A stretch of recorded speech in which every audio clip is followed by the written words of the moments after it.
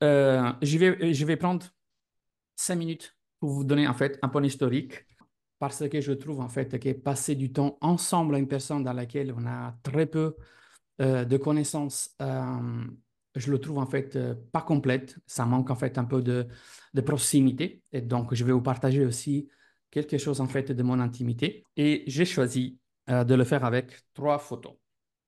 3 photos, c'est euh, celles qui représentent, on peut dire,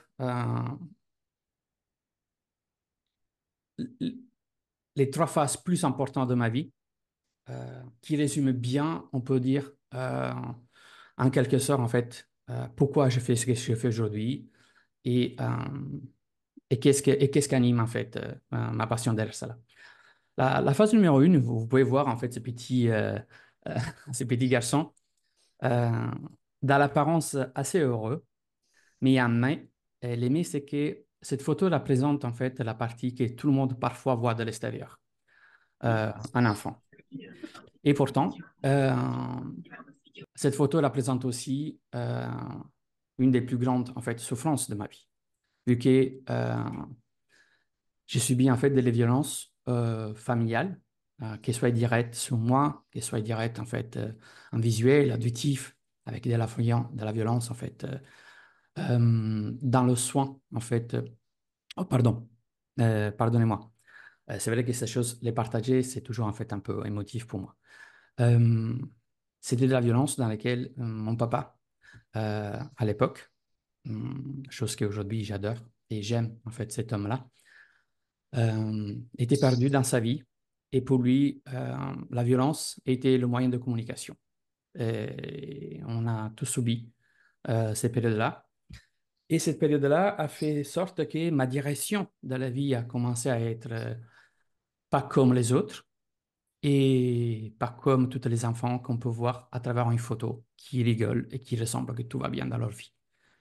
Effectivement, cette direction a fait sorte que dans la phase de l'adolescence, j'ai cherché en fait des moyens d'anesthésiser cette violence avec celle qui était plus facile pour moi à faire, c'est-à-dire drogue, alcool, était pour moi à ce moment-là une façon d'anesthésiser la vie. Euh, à l'époque, je n'avais aucune cognition peut-être de la mort, mais la seule chose que je voyais, c'était que quand j'étais euh, en phase adolescentielle, c'était la seule façon de m'échapper d'une réalité que je ne pouvais pas garder sous les épaules et ni je pouvais supporter. Voir des scènes de violence au quotidien et entendre une voix permanente dans la tête, même le soir, devenait en fait quelque chose qui me demandait de faire en fait autrement. Et bien entendu, à l'époque, cet enfant n'avait pas d'autres moyens de faire peut-être mieux et, euh, et il a pris cette route-là. Mais en attendant, cette route qui était détruisante d'un côté, elle était forgeante de l'autre côté parce que cette extrême violence a commencé à créer en moi un sens de sensibilité pour aider les gens. Et déjà à l'époque, j'ai commencé à voir que la relation pour moi de plaisir, elle était dans l'aide aux autres. Probablement, elle était conditionnée par ce que je subissais et que les autres ne voyaient pas et que je ne voulais surtout pas faire voir et que c'était comme ça. Et quand j'ai aidé les autres, je me sentais bien et c'était en fait une force pour m'accrocher à cette vie-là. Et bon, bref. Cet adolescent a grandi avec ses erreurs, avec ses expériences de vie. Et le saut quantique arrive en fait à cette phase 2. Cette phase 2 dans laquelle, à celle qui voyait en bas en phase 3, la dame en fait en blanc, donc ma princesse, reçoit un message comme quoi de venir en fait à l'hôpital pour me venir voir pour la dernière fois. En fait, je venais de faire, c'est pour ça que j'ai mis le casque. Je venais de faire en fait un accident important. Cet accident a été tellement important que les médecins pensaient que c'était fini pour moi. J'avais des dégâts partout, importants, des hémorragies partout. Et à ce moment, je ne sais pas qui ici présent croit ou croit pas en fait à cela. En tout cas, je vous partage juste ce que j'ai vécu. Et à ce moment-là de vie, j'ai vécu une dissociation. C'est-à-dire que au moment dans lequel j'étais par terre, j'ai rien, j'ai aucun souvenir parce que je me suis juste réveillé à deux reprises différentes, un dans le premier hôpital et deux dans le deuxième hôpital. Et j'avais que des flèches comme ça qui arrivaient, dans lesquelles j'ouvrais, entre quand je passais du coma et tout, j'ouvrais des yeux, je fermais les yeux, euh, entre en fait les deux hôpitaux. Pardon, une chose que je me souviens, la seule chose que je me souviens de cet accident, c'est que j'étais à haut et je voyais mes jambes, mes pieds et quelque chose qui ressemblait à moi par terre. Je connaissais bien mon casque, en tout cas. Et je le voyais en fait avec de la distance. Je sentais qu'il y avait de la distance et je sentais en fait que j'étais par contre hyper léger. Euh, et à un bout d'un moment, j'ai senti comme un vortex. Et quand cette vortex, en fait, comme si, je ne sais pas si vous avez jamais mis la main à côté le tube de l'aspirateur de maison, vous sentez en fait que ça colle. Mais j'ai senti la même chose collée avec mon corps en bas. Et quand j'ai senti en fait le toucher avec mon corps, donc cette contact comme ça, ben, je me suis réveillé dans le premier hôpital dans lequel j'étais en urgence. Après, vu que les choses étaient assez graves, ils m'ont déplacé en urgence dans un deuxième hôpital. Et pourquoi il y a marqué et 2 ans après? Ben, parce qu'effectivement, le temps en fait un peu de remettre les choses dans un contexte de normalité et que je pensais être sorti enfin de cette grande tunnel. Euh, je subis en fait des hémorragies internes et cette hémorragie interne ne dérivait pas du tout de l'accident en termes d'organes, mais d'une maladie qui avait envahi le côlon à 90%. Et maintenant, c'est la couleur que euh, je vais bientôt faire en fait un cancer dû à cette maladie. Et là aussi, de nouveau, on repart en fait un peu le compteur à zéro. C'est-à-dire que là aussi, bah, et à l'époque, il n'y avait pas de solution. Aujourd'hui, ça n'existe toujours pas pour cette maladie. Et à l'époque, j'avais mon enfant c'est le petit garçon que vous voyez à gauche de la photo en bas, qu'il avait pratiquement quelques années, 2 ans, 3 ans. Et ben, je ne voulais pas le laisser. C'était pas encore. Déjà, quand j'avais fait cet accident, il avait 8 mois. Et surtout, j'ai dit, si je ne t'ai pas quitté quand tu avais 8 mois, je ne veux pas le faire maintenant que je commence à profiter de toi.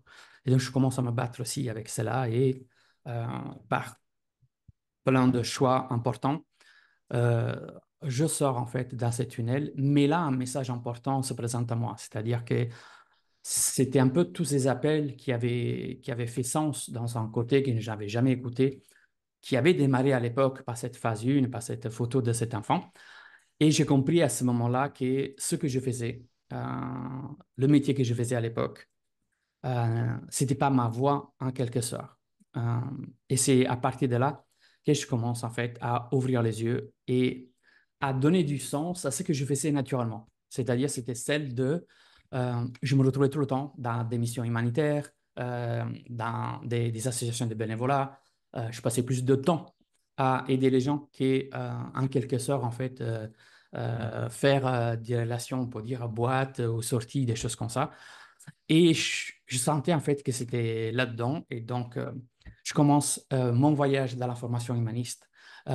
Et je commence en phase 3 donc là, les photos que vous voyez ici. Euh, Bien entendu, je vous présente aussi ma famille en même temps. Je commence ce voyage de formation qui m'amène en fait à faire un peu le premier master en PNL. Euh, C'était la première, on peut dire, qui a ouvert les danses. Et après, à partir de ce moment-là, j'ai vraiment eu la fulguration que c'était ça et je devais approfondir toutes les connaissances sur l'humain, dans les sens, effectivement, par contre, de la douleur. Et je comprends encore aujourd'hui tous les drivers qui m'ont conduit à faire cela. C'est clair que la vie m'a enseigné beaucoup de choses, parfois par les biais de la souffrance. Et donc, pour moi, était peut-être trop facile ne pas prendre cette route pour aider les gens à sortir de la souffrance. Et donc, c'est là qu'à travers des pays comme l'Italie, la France, la Suisse, les USA, j'ai commencé en fait à me former, étudier, rechercher tout ce qui est autour en fait de la neurobiologie, la psychologie comportementale cognitive, l'hypnose, le coaching, la thérapie brève. On est parti aussi, effectivement, comme la PNL, l'épigénétique. Et je l'ai fait avec celle qui c'était mon mantra. Mon mantra à l'époque, c'était sur les épaules des géants, on y va toujours plus loin.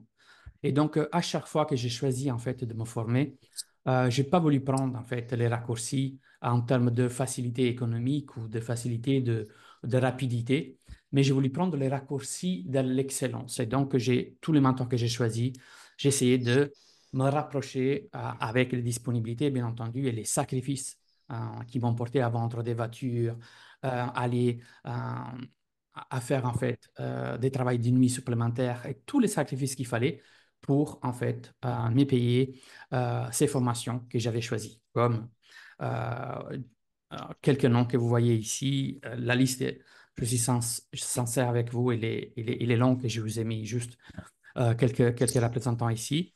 Et c'est grâce à tous ces parcours-là qu'effectivement, euh, ça m'a permis d'accompagner autour de 1500 personnes sous ces années et créer l'Institut ITIR que je la présente aujourd'hui comme une forme évolutive et continuative, en fait, de la transmission de l'aide. OK? Et donc, celle-ci est devenue effectivement après la voie qui m'a permis aussi de forger un protocole, celle qui est aujourd'hui, on peut dire, la clé de notre institut, c'est la matrice EDLA, euh, qui nous a permis aussi d'accompagner 530 experts dans 40 disciplines différentes, y compris certains champions du monde qui sont venus se former aussi en termes de préparateur mental pour travailler sur les mécanismes des croyances limitantes inconscientes. Et bien entendu, c'est aujourd'hui ce qu'on fait aujourd'hui en termes de socle, c'est-à-dire on enseigne à maîtriser euh, les mécanismes euh, de la souffrance et plus spécifiquement après les résoudre avec cette matrice qui c'est pas un ensemble d'outils, mais c'est un ensemble de philosophies, outils et moyens d'élever notre compétence. Donc c'est vraiment un parcours d'évolution, un voyage d'évolution et dans la matière concrète à d'avoir des résultats impactants. Depuis février 2023, ce protocole a été aussi validé et certifié et reconnu en fait par l'Organisme international de la thérapie comme effectivement l'une des thérapies holistiques et des médecines alternatives plus efficaces sur la libération des mécanismes euh, des croyances limitantes inconscientes. OK? Bien entendu, on a une promesse forte, c'est-à-dire de faire tout cela avec une seule session, mais on y tient et on l'enseigne et on veut que tous nos élèves arrivent à faire ça et on s'engage pour et les résultats nous le démontrent. Voilà, j'espère que je vous ai pas ennuyé avec un petit voyage autour de moi, mais en tout cas pour moi, il était important de le faire. C'est parce qu'effectivement, ça nous permet de venir partager une partie en fait importante. Et donc, merci de m'avoir écouté sur cette partie-là. Et comme ça, on est un peu plus proche. Certaines parties de moi sont plus claires aussi en vous. Et moi aussi, je me sens plus à la maison. Quand je partage des choses intimes comme ça, c'est comme si je l'avais partagé à quelqu'un de la famille. Et donc, je me sens en famille avec vous.